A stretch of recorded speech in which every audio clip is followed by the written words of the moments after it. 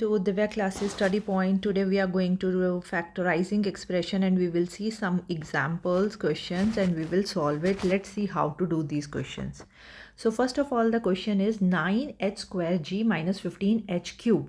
तो सबसे पहले just one example we will do it to make it simplified. So 3 times 3 and h square h into h. This dot means multiply, okay? We can multiply का sign भी लगा सकते हैं और dot भी लगा सकते हैं.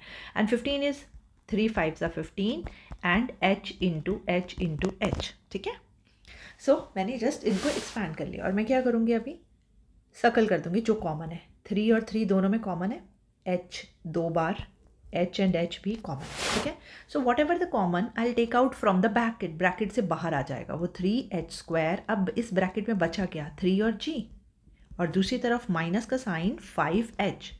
सो 3g minus 5h. This is the 3h square bracket. This is a fully factorise answer. Okay. Now see the next one. 60 का क्या है 12 5 सा 60. x स्क्वायर है एंड y क्यूब है. I am just expanding it. 35 7 5 सा x and y into y. So अब आप देखो 5 कॉमन है दोनों तरफ, x कॉमन है एंड y कॉमन है और वो भी y 2 बार है यहाँ पे. ठीक है. अब मैंने सर्कल क्या किया एक 5x एंड y स्क्वायर. ये whatever the things I have circled it these are common things which will come out of the bracket. The rest of the things 12x and y minus 7. So this is fully factorized and this is the answer. Hope it is clear to you. See the next one. 36 12 3 is 36 and 12 4 सा 48. But अब मैं बाकियों को expand नहीं करूँगी. मैं just इनको हम बिना एक्सपैंड किए भी कर सकते हैं. ये सब बिगनर्स के लिए है जिनको आप पूरा एक्सपैंड करो एंड देन सॉल्व इट. आप बिना एक्सपैंड किए भी सिंपली देख के मिनिमम कॉमन जो है ना वो बाहर निकाल दो. अब मुझे 12 और 12 कॉमन दिख रहा है. ठीक है.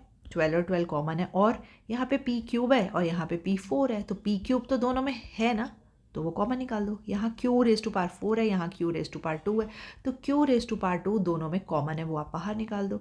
अब इसमें क्या बचा 12 आप निकाल चुके हो, 3 सिर्फ एंड p क्यूब आप ऑलरेडी पूरा निकाल चुके हो. तो q4 था जिसमें से q2 ऑलरेडी आउट है तो q स्क्वायर बच रहा है. देन माइनस का साइन 12 आप ऑलरेडी निकाल चुके हो 4 बच रहा है एंड p 4 है बट हम p क्यूब कॉमन बाहर निकाल चुके तो एक p तो बच रहा है and q square you have already taken out. So final answer for this question factorize करने के बाद आपके पास आंसर आएगा 12p cube q raised to power 2 bracket 3 cubes q square minus 4p. This is the answer. Hope it is clear to you.